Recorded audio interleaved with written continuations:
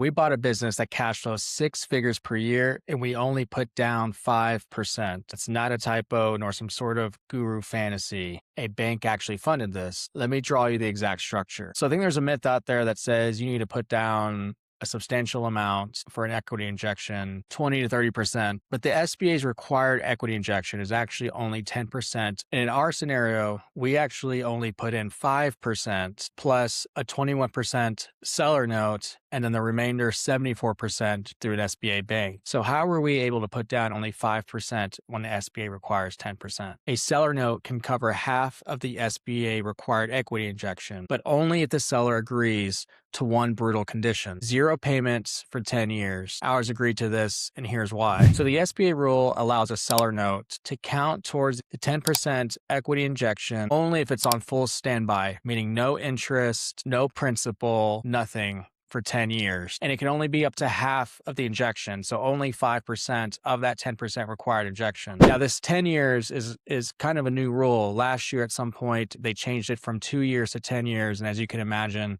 that did not sway in the buyer's favor. But there are different reasons onto why a seller agrees to it. There are different ways to get a seller to agree to this so that you can utilize this. So in our case, our math was our 5% equity injection plus the 5% of the seller's note to get to the required 10%. The other 16% of the seller note is just a normal seller note, and it does not count towards the equity injection, even though it is also on standby for 10 years. So why did the seller say yes to this? Well, first of all, most of the money he was looking for, he was going to receive it at close. And the note keeps him invested in our business so that it continues to succeed and he continues to have some skin in the game. But most importantly for us, it was also a way to bridge the gap between the SDE we were using for the purchase price and the SDE the SBA bank was using for underwriting. Since they tend to be more conservative on add backs to the SDE, we had to figure out a creative way to bridge that gap. And we ended up using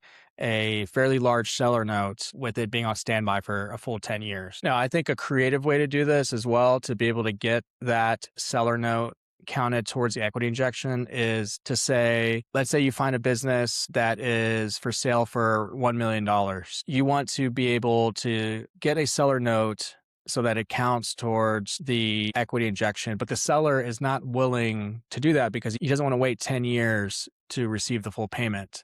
What you can do is offer a little bit over the asking price, but that difference be counted as a seller note on standby for 10 years. For example, in this $1 million situation, you offer $1,050,000 and you say, I'm offering you over $1 million, but this $50,000 extra, I want this to be a seller note on standby for 10 years. And that way I can use it as an equity injection. And that gets you to about 5% of the purchase price. And that way you could just put in 5% or a little bit over 5%. There's no reason why a seller wouldn't do that. They're getting offered more than what they're asking. They just have to wait 10 years to receive that incremental amount that you've offered.